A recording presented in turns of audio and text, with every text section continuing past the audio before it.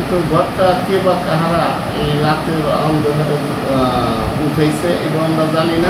বললো যে আমি তো জিজ্ঞেস তো করতে পারতে আমার কাছে যে কাকা আমরা এই ঘরটা সারতে চাই বা এখানে আমরা হোটেল দিতে চাই। ফরিদপুর সদর উপজেলার খলিল মণ্ডলের হাটে সরকারি জায়গা দখল করে গড়ে উঠেছে একাধিক অবৈধ মিষ্টির দোকান। অস্বাস্থ্যকর পরিবেশে তৈরি এসব মিষ্টি জনস্বাস্থ্যের জন্য হুমকি হয়ে উঠেছে। স্থানীয়রা জানান, দোকানগুলোতে নোংরা পানি ও নিম্নমানের উপকরণ ব্যবহার করা হচ্ছে। শ্রমিকদের স্বাস্থ্যবিধির কোনো ব্যবস্থা নেই। অভিযোগের পরও প্রশাসনের কার্যকর পদক্ষেপ নেই। উপজেলা নির্বাহী কর্মকর্তা জানান, বিষয়টি তদন্ত করে দ্রুত ব্যবস্থা নেওয়া হবে। জনসাধারণের দাবি, অবিলম্বে এসব অবৈধ দোকান উচ্ছেদ করে নিরাপদ খাদ্য নিশ্চিত করা হোক।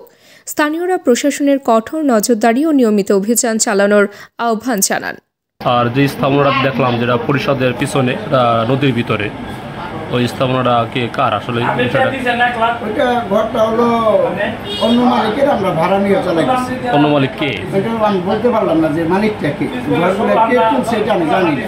এটা আমার জানে আমার ছোট ভাই। না, এটা আমাদের পরিষদের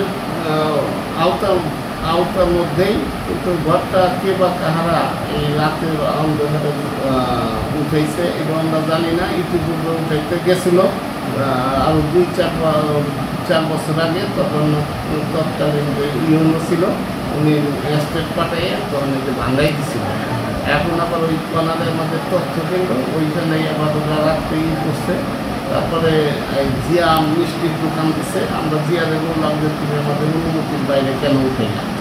তা বললো যে আমি তো জিজ্ঞেস তো করতে পারতে আমার কাছে যে কাকা আমরা এই ঘরটা সারতে চাই বা এখানে আমরা হোটেল দিতে চাই। তখন ও আর কিছু বলে না, এই করে। বর্তমান পরিবেশ পরিস্থিতি অনুযায়ী আমি আর কোনো কথা বলি নেই। নলেজে জানাইছিলাম যে হয়েছে। তা এখন এই বিষয়টা এতটুকু জানি। তা আমার এতে আমাদের কারো কোনো অনুমতি নেই, মানে জায়গাটা পরিষদের জায়গা। তো সেখানে আবার শুধু জায়গাটাই মানে ঘরটাই অবৈধ না, সেই ঘরের ভিতরে আমরা দেখতে পাচ্ছি যে নতুন করে মিষ্টির কারখানা তৈরি করছে। ওইখানে অস্বাস্থ্যকর পরিবেশে যত সব বজ্র বা দূষিত তেল, ময়দা, চিনি এইগুলা দিয়ে আপনার একে তো মিষ্টি তৈরি করছে যেগুলা সাধারণ জনগণকে খাওয়াচ্ছে। এটা তো একটা অপরাধ। পাশাপাশি আপনার তথ্য সেবা কেন্দ্রের পিছে যে ওইখানে আগুন জ্বলছে, এটা তখন তথ্য সেবা কেন্দ্রের এতে আমাদের পরিবেশ দূষণ হচ্ছে।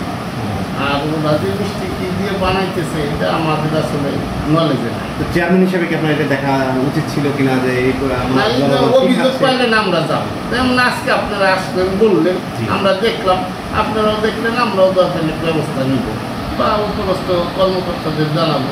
ভোক্তা অধিকার আইন আছে, তারপরে আপনার মোবাইল টিম আছে, ইউনো স্যার আছে, তারা প্রয়োজনীয় ব্যবস্থা নিব, আমরা জানাবো। ধন্যবাদ। তাবাসসুম হক আনিকা, দৈনিক আজকের বাংলা। দৈনিক আজকের বাংলা .net